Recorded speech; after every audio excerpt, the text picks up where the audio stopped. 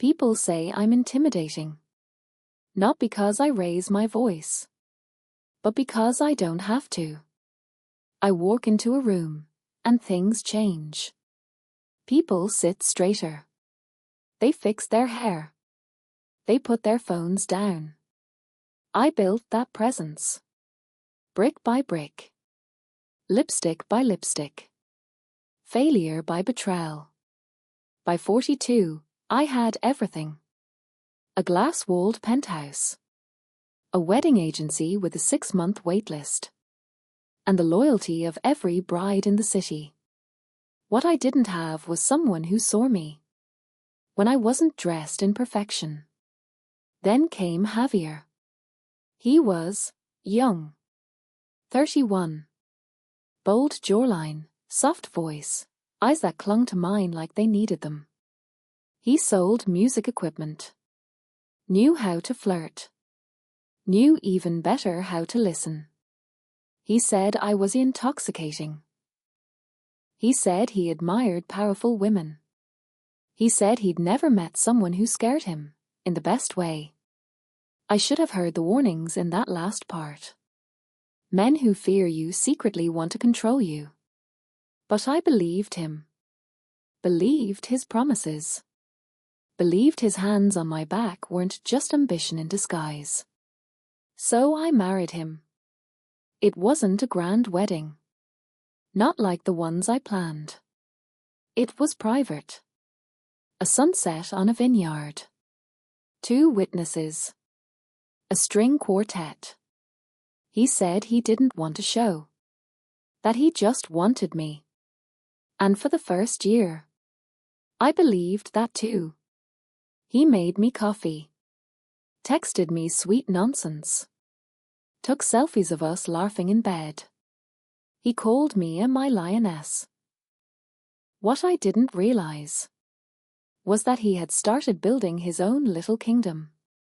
Not beside me, but behind my back. By year 2, the cracks showed. He stayed out later. Started working from cafes I'd never heard of. Got jumpy when I touched his phone. Changed passwords.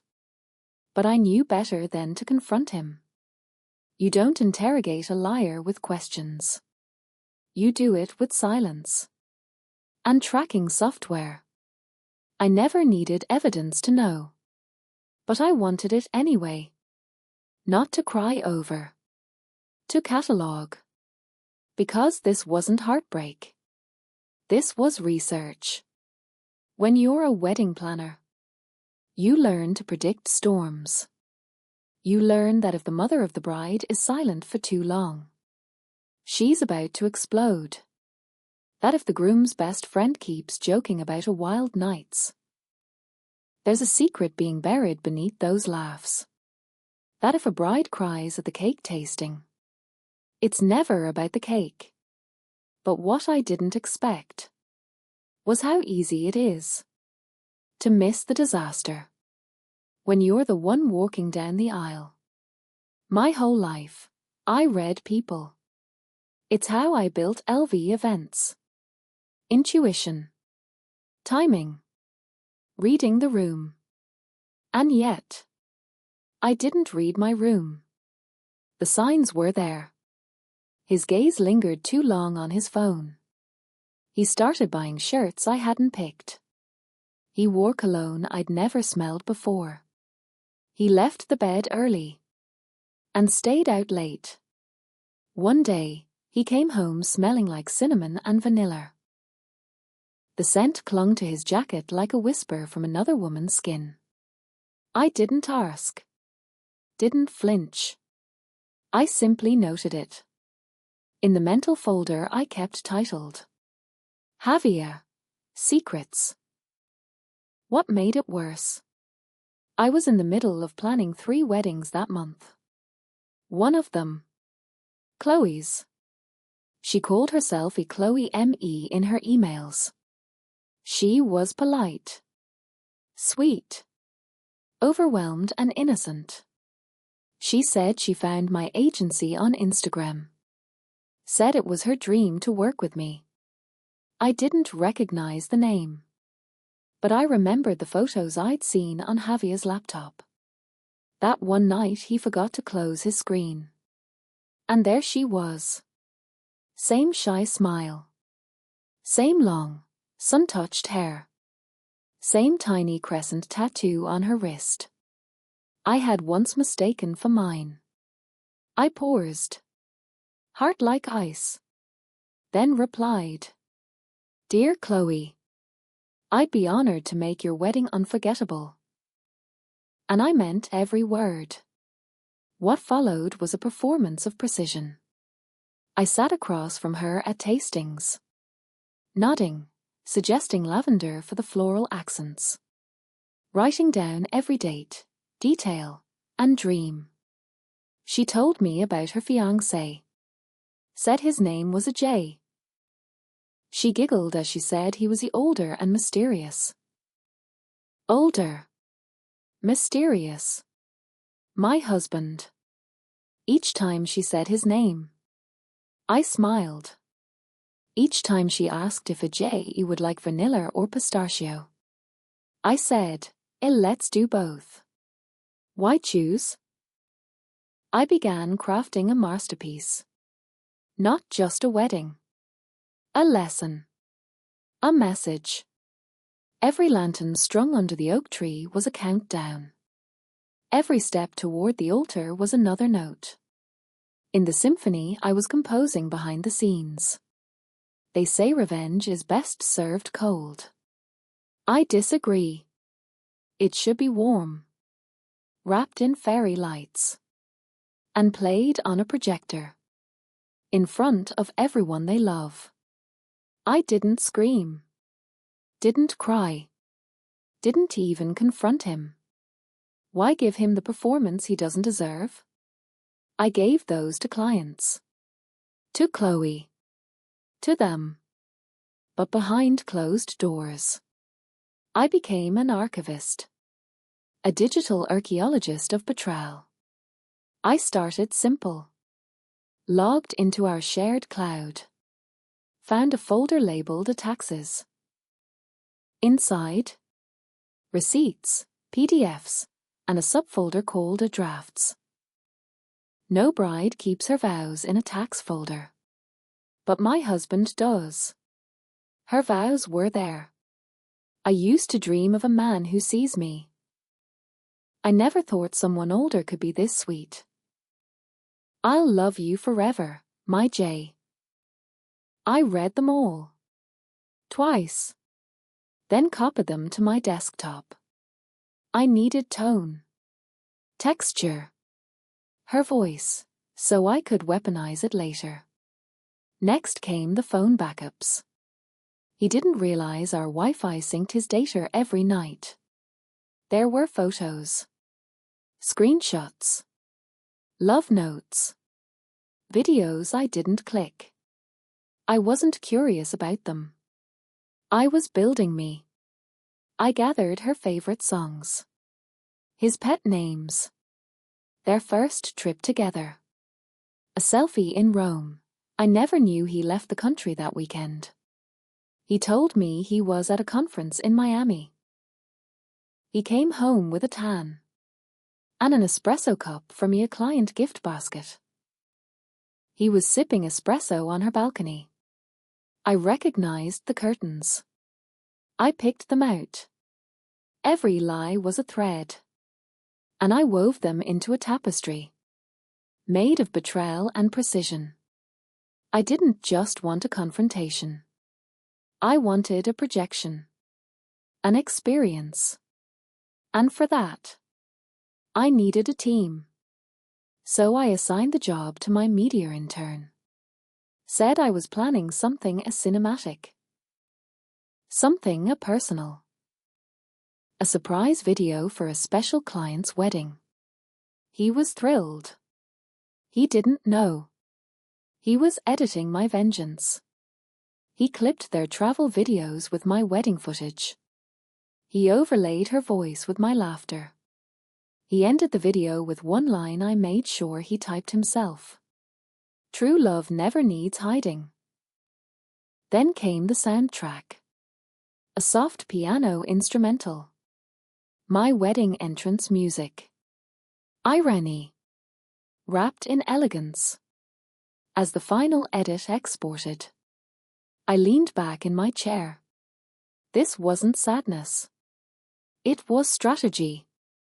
And the final move was booking the venue. Making sure the screen was just big enough. The venue was breathtaking. An open garden kissed by sunset.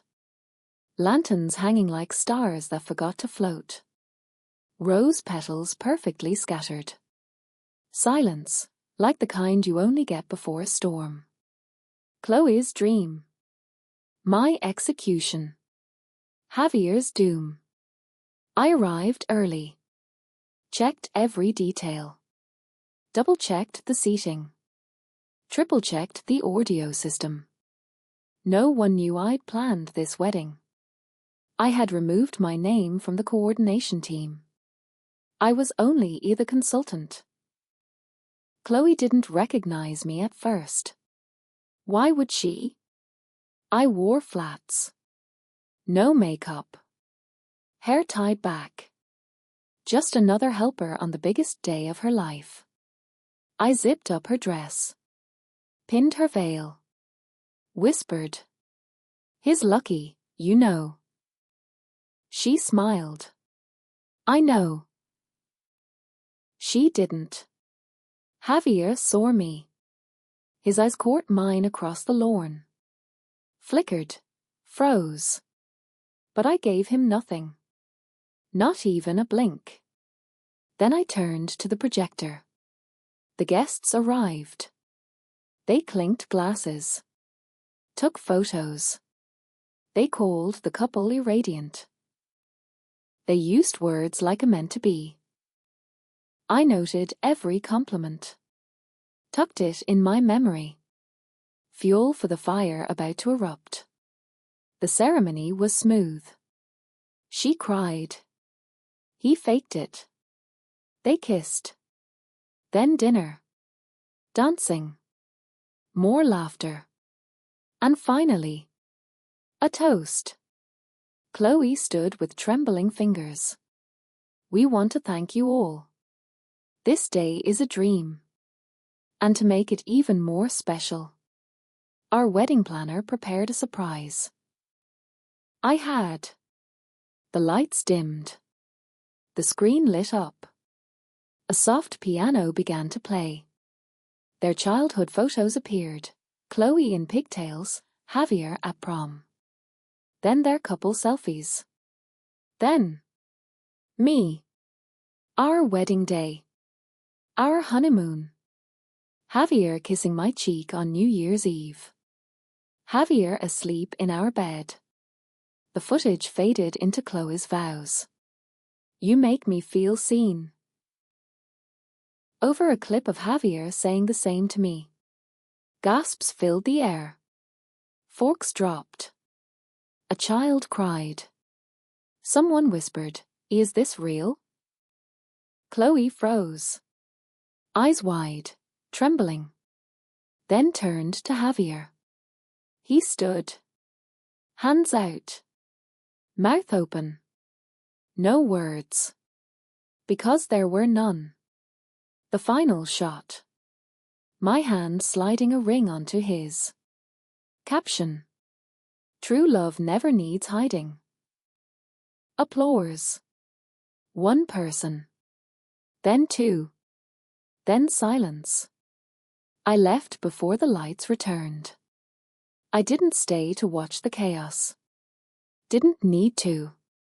Because silence, when timed perfectly, echoes louder than screams. I walked out before the projector turned off. Hearts breaking behind me like glass chandeliers. My heels clicking against stone like punctuation marks. A full stop to their fantasy. I didn't look back. Because looking back meant I still cared. I didn't. Not anymore. I went home. Opened a bottle of red I'd been saving for a celebration. And for the first time in 2 years, I celebrated myself. I toasted to dignity, to execution, to closure that didn't beg for explanation. The next morning, my phone exploded. Texts, emails, mentions. Some called me cruel. Others called me iconic. A journalist reached out, wanted to do a feature on the planner who exposed her own husband. I declined. This wasn't for a headline. This was for me. Javier tried to call. 8 times.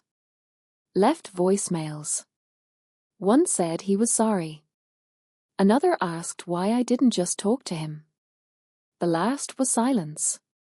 Just breathing. I blocked his number. Closure doesn't require conversation. Just clarity. Chloe? She never reached out. I imagined she couldn't. Too much shame. Too much confusion. But I knew she didn't marry him. Her wedding photos never went online. The venue reviews tanked. The DJ posted on Twitter. Well, that was a plot twist. I kept working. Booked 5 new weddings that week. My business didn't suffer. It boomed. People wanted the woman who wouldn't blink while the world burned. Who orchestrated truth like a string quartet. Months passed. I changed the office scent from rosewood to sandalwood.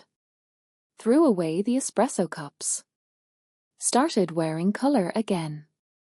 Clients noticed.